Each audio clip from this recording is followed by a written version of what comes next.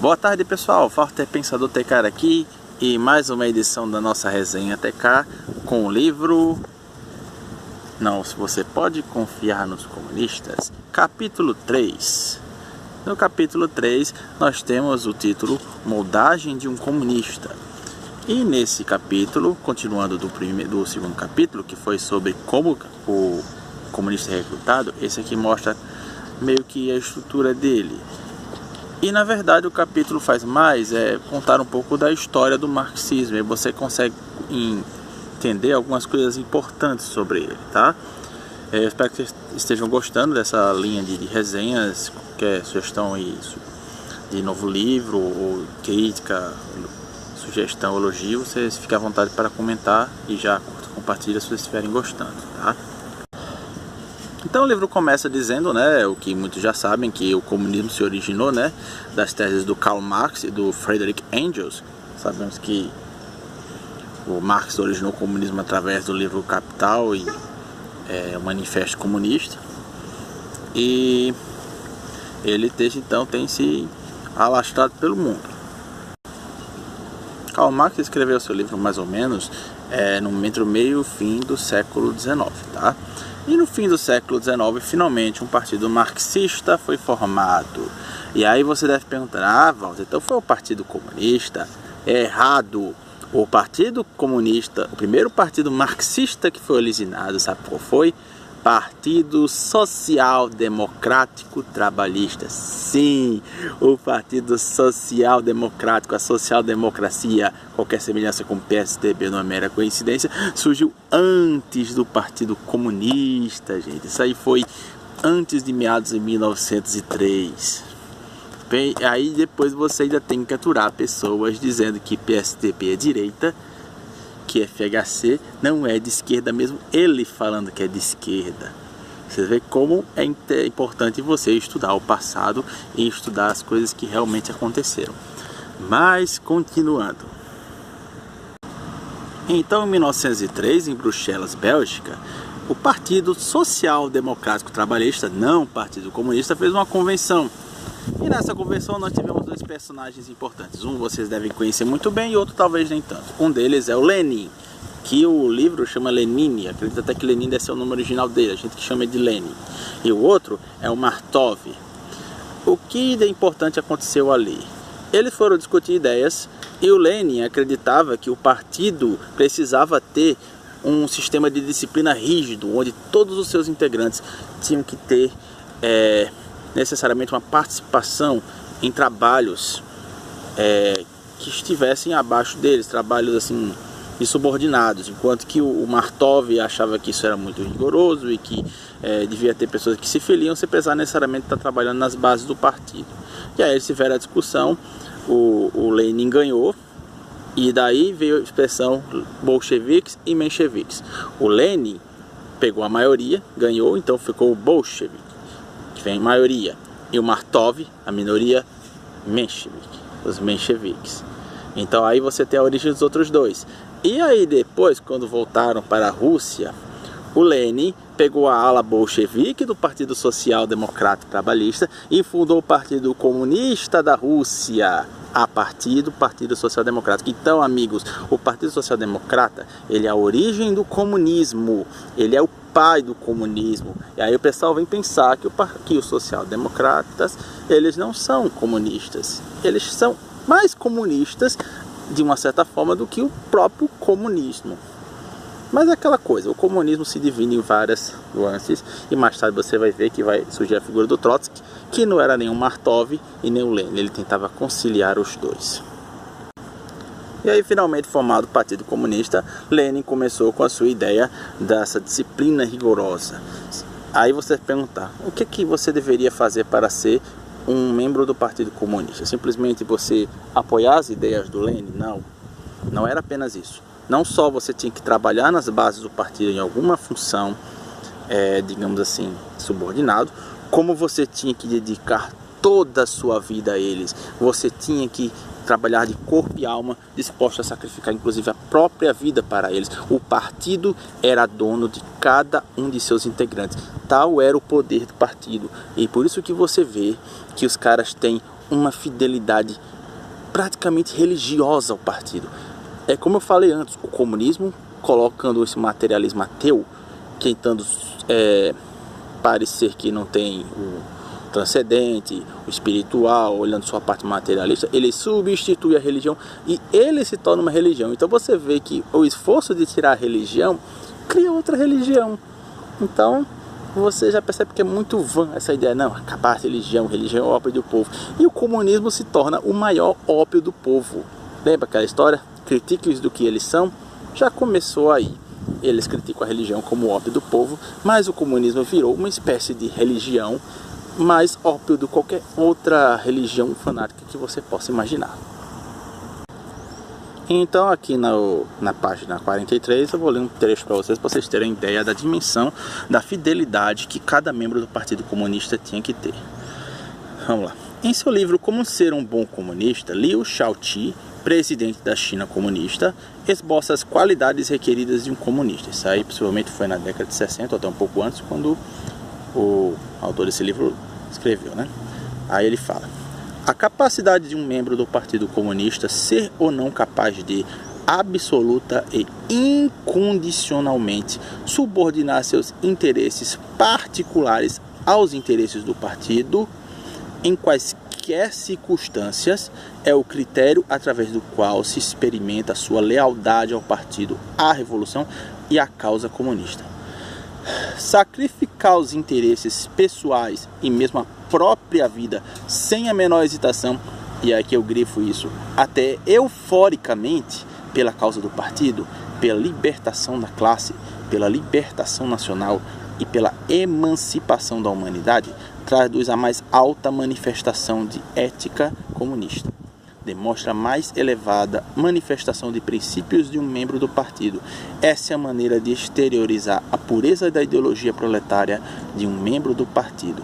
Então você vê, você literalmente vende a sua alma ao comunismo. Você não é mais você. Se eu chegasse ao Partido Comunista, não, eu quero ser membro, eu não era mais Walter, eu era um membro do Partido Comunista, eu teria que sacrificar todos as minhas convicções pessoais, todos os meus interesses, meus hobbies, tudo seria em prol do partido. Então vocês veem que o pano de fundo do Partido Comunista, que tem alastro até hoje, é um pano de fundo de total subordinação e alienação. Coisa boa não sai disso, né, gente? Imagine uma religião que força você a ficar seguindo o líder espiritual cegamente. Vocês com certeza iam ser contra. E o comunismo se manifesta como uma religião da pior espécie.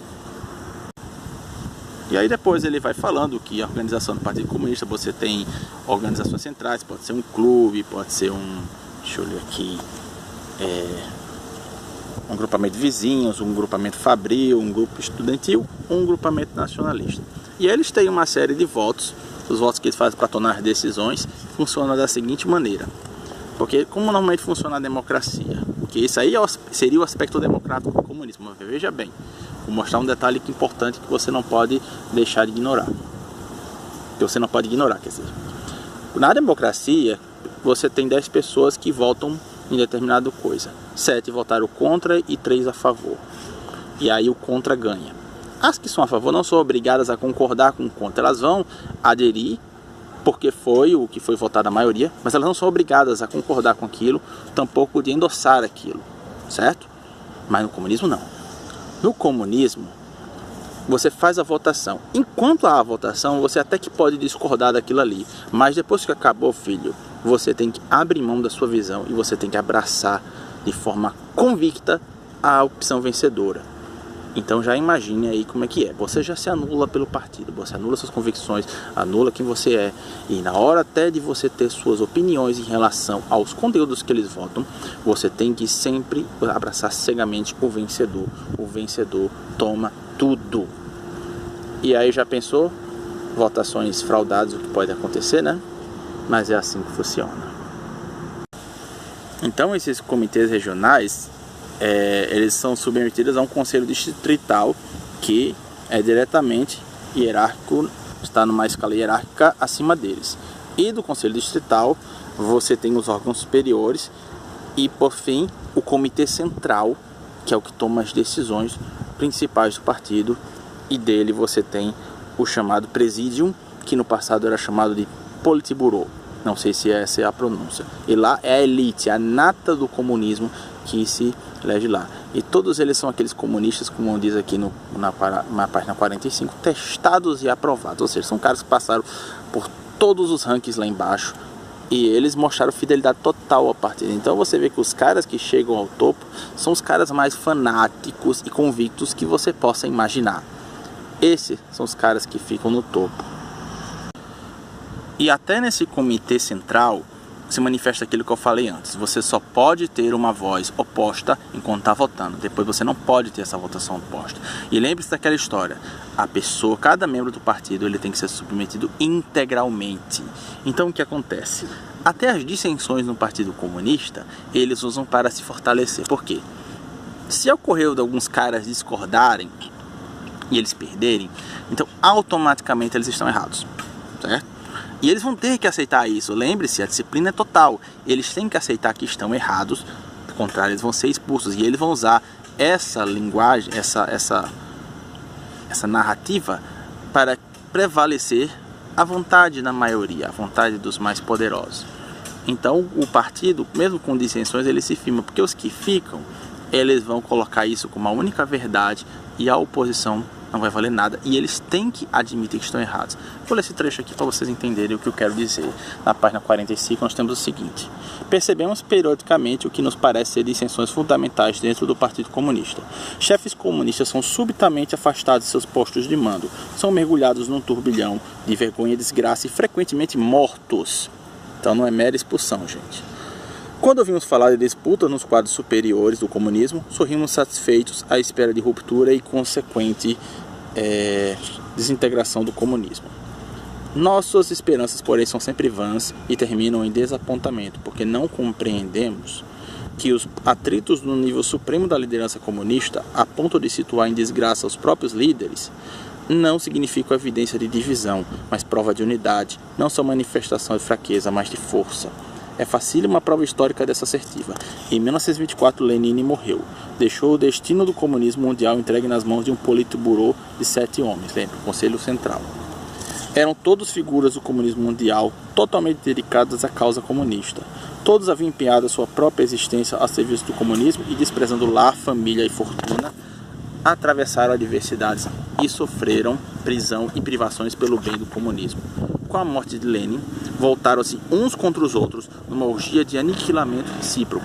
Ao se registrarem os derradeiros lances, Stalin, olha onde surgiu Stalin, havia emergido vitorioso e os demais 6 desaparecidos em mortes violentas. Conforme nossa interpretação habitual, o Partido Comunista deveria estar cindindo e esfacelando em fragmentos. Na realidade, ocorreu exatamente o contrário. Adquiriu unidade e força monolíticas e prosseguiu na conquista de quase a metade do mundo.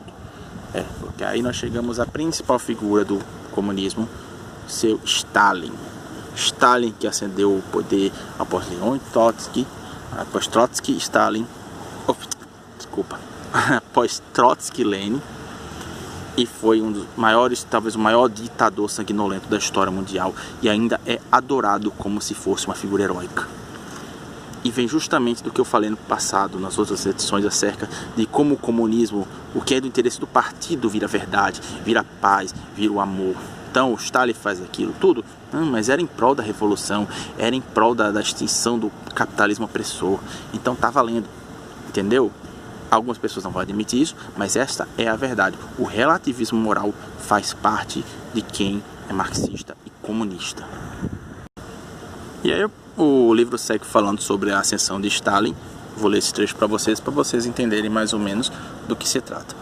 Na página 49 é dito o seguinte: a elevação de Stalin à ditatória pessoal e absoluta não se deveu a qualidades de sua personalidade. Então você vê que não é porque necessariamente porque um cara é um tirano, não que ele não tenha sido um tirano, tá? Mas não foi por isso. Aí continua o livro. Mas a natureza estrutural do Partido Comunista. Um dos postulados comunistas é o de que todos os membros estão sujeitos à disciplina partidária. Tal postulado é um eufemismo cuja realidade é a de que todos os membros se encontram sob constante, pessoal e íntima supervisão. O dispositivo organizado para administrar a disciplina do partido chamava-se Orgburo. Ligado a este, funcionava a polícia interna do partido. Indivíduos podiam ter acesso a grandes alturas de poder administrativo do Partido Comunista. Mesmo assim, a polícia secreta supervisionava suas vidas aos mais minuciosos pormenores. Seus chamados telefônicos eram controlados, registravam seus encontros privados. Seus documentos oficiais ou particulares achavam-se ao alcance da polícia secreta, possuidora da chave do cofre de cada personalidade. O único representante comunista acima dessas exposições era o homem número 1, Joseph Stalin. A ele, a polícia secreta remetia relatórios, em última instância, e dele acatava ordens diretas. Então, você vê que a estrutura é feita para a pessoa se anular e a pessoa se render ao partido. Então, é óbvio que a liderança do Partido Comunista ele é um deus. Ele é praticamente um deus na Terra, ele é o senhor ditatorial. Então, a plataforma do Partido Comunista sempre vai favorecer o totalitarismo. Essa é a conclusão óbvia que você chega com isso. Isso está registrado nos livros deles, está registrado na história, e ainda tem gente achando que comunismo não é essa coisa toda ruim. E que frutos do comunismo podem ser bons. Lembre-se que a social-democracia antecedeu o comunismo, mas vem diretamente de Marx. Então, para terminar, resumindo tudo, nós vamos ter o último parágrafo desse capítulo, que está na página 53 e 54. A maldição do comunismo é através do partido que maquinaram a manipulação do idealismo dos jovens recrutados como instrumento fundamental da ditadura, da tirania e do genocídio. Seu intelecto é prostituído, seu idealismo é deturpado, e os comunistas são forjados na forma de robôs de obediência inquestionável e de temível eficiência à disposição do ditador do partido. Então foi como eu falei, o comunismo, ele em essência gera totalitarismo, não tem outra opção. Então o pessoal chega para você dizendo, não, o comunismo vai gerar um mundo melhor, vai gerar igualdade. Balela, isso é só o idealismo. Na prática, o que vai vir é totalitarismo, porque toda a estrutura do Partido Comunista, toda a estrutura que eles querem usar para levar o comunismo, é uma estrutura ditatorial, é uma estrutura alienadora, uma estrutura onde as pessoas se anulam por completo em prol de um organismo, e um organismo que não é um organismo para beneficiar o grupo, é para beneficiar o partido, representado principalmente na figura do seu líder, o ditador. Então não se iluda, amigo. Toda revolução comunista tem este fim. Não importa se é por armas, se é pela cultura congressismo, se é pelo Estado, por muitos anos, como faz o socialismo fabiano, que é o sucessor dos sociais-democratas. Não interessa qual é o método, o que interessa é que o fim é sempre concentrar as mãos na mão do partido, concentrar o poder nas mãos do partido. Você vê como o culto à personalidade é forte na esquerda. Você tem o Lula, o pai dos pobres, Getúlio, o pai dos pobres, mas sempre eles beneficiam apenas mais a si mesmos pela causa do partido e amiguinhos que estejam colaborando com eles. Então é isso, gente. Mais um capítulo para vocês. Deus abençoe e até o próximo capítulo. A verdade é uma só. Valeu!